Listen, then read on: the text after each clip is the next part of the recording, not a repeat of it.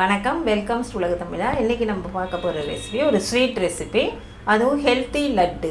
வாங்க எப்படி செய்யறதுன்னு பார்க்கலாம். 1/4 கப்பு எள், இது கடாய் சூடாயிடுச்சு. இதில் நல்லா வறுத்து எடுத்துக்கலாம்.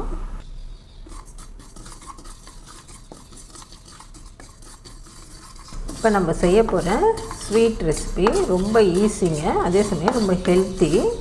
நிறைய பொருள் இல்லாமல் ஒரு 2 பொருள் வச்சு தான் செய்ய போகிறோம். இந்த எள்ளோடு சேர்த்தா 3 பொருள் அவ்வளவுதான். ஆனால் சூப்பராக இருக்கும் டேஸ்ட்டு. கடாயை கொஞ்சம் சிம்லே வச்சு வறுத்துக்கலாம்.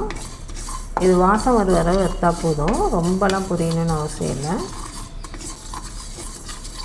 இப்போது எள்ளு நல்லா வாசனை வந்துடுச்சு.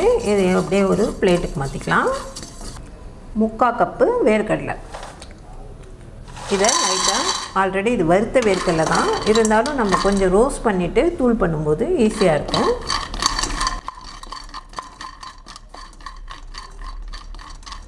இது நல்லா வறுபட்டுச்சுங்க. இதை அப்படியே ஆற வச்சுட்டு தோல் எடுத்துகிட்டு வந்துடலாம். நல்லா தோலெல்லாம் எடுத்துகிட்டு வந்தாச்சுங்க. இதை மிக்ஸி ஜாரில் நல்லா சேர்த்து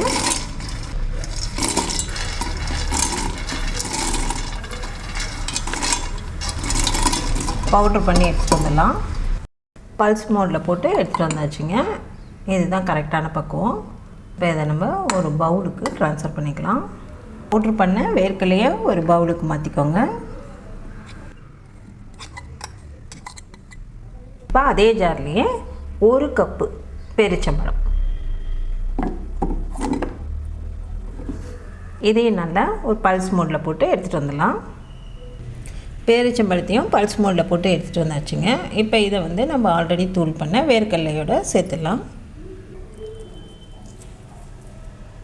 நல்லா சேர்த்துட்டு ஒன்றா கலந்துட வேண்டியதான்.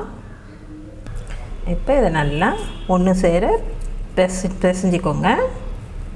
இப்போ இதுக்கு எக்ஸ்ட்ரா நம்ம எதுவுமே ஸ்வீட்னஸ்க்காக எதுவுமே சேர்க்கலை. ஒயிட் சுகர் எதுவும் சேர்க்கலை, நாட்டு சக்கரை. இந்த பேரிச்சம்பழத்தோட ஸ்வீட்னஸ்ஸே தான் இந்த ஸ்வீட்டுக்கு.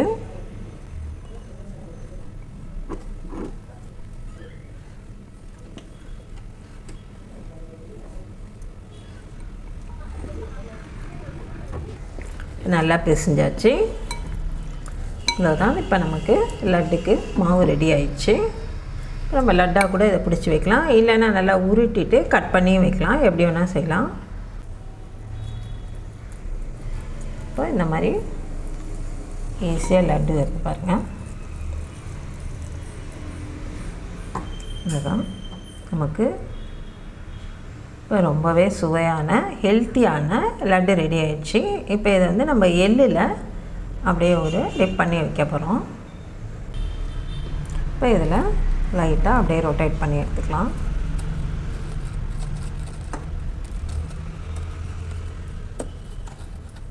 இது சாப்பிடும்போது ரொம்ப க்ரன்ச்சியாக நல்லாயிருக்கும். எள்ளுங்கிறதுனால ஹெல்த்தியான ஒரு விஷயம்.